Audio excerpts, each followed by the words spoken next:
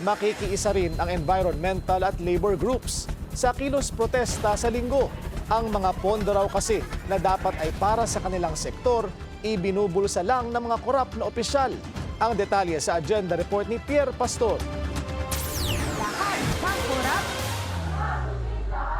Lahat ng korap. Dadalo rin sa malawakang kilos protesta sa Luneta ngayong linggo ang bagong nabuong Environmentalist Group Alliance laban sa korupsyon.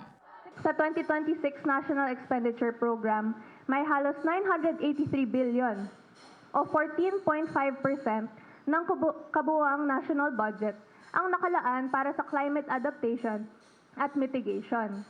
Ito ay ayon sa Climate Change Expenditure Tagging System.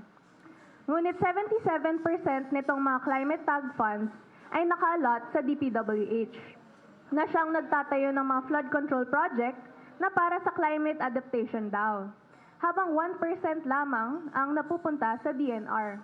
Para sa grupo, systematic na kasi ang problema. Ginagamit na raw ng gobyerno na dahilan ang climate change para makagawa ng mga proyekto na pwedeng pagnakawan.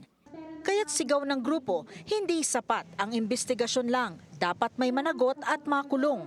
3 presidents nagtuloy-tuloy yung activities and projects ng Diskaya and other contractors. Anila paano magbabago ang sistema kung sila-sila lang ang nailalagay sa pwesto? Ang bagong House Speaker na si Boji D, may mining company daw na iniuugnay sa illegal logging activity sa Isabela. Si Boji D ay Deputy Speaker, siya ay political dynasty. Tingnan niyo po yung kung sino-sino, ilang D ang nakaupo sa Isabela. Anybody na hindi kasama dun sa corruption na ito, I think the belief on the Congress can be restored. But ito, pagpatuloy lang ito, walang real case na mangyayari dito. And I think, sabi ko nga, season 2 lang ito ng teleserye na tayong lahat ay pinapasakay. Nananawagan din ang Environmentalist Alliance na silipin ang umano'y korupsyon sa DNR. Napag-alaman kasi ng grupo na ang anumang proyektong gumagamit ng salitang climate change mitigation ay nakapapasa agad bilang isang climate change project.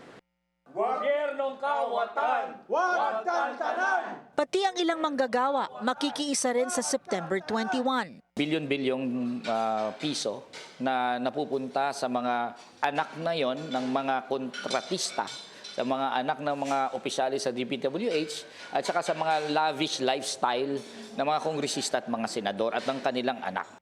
Para sa agenda, Pierre Pastor, Billionaire News Channel.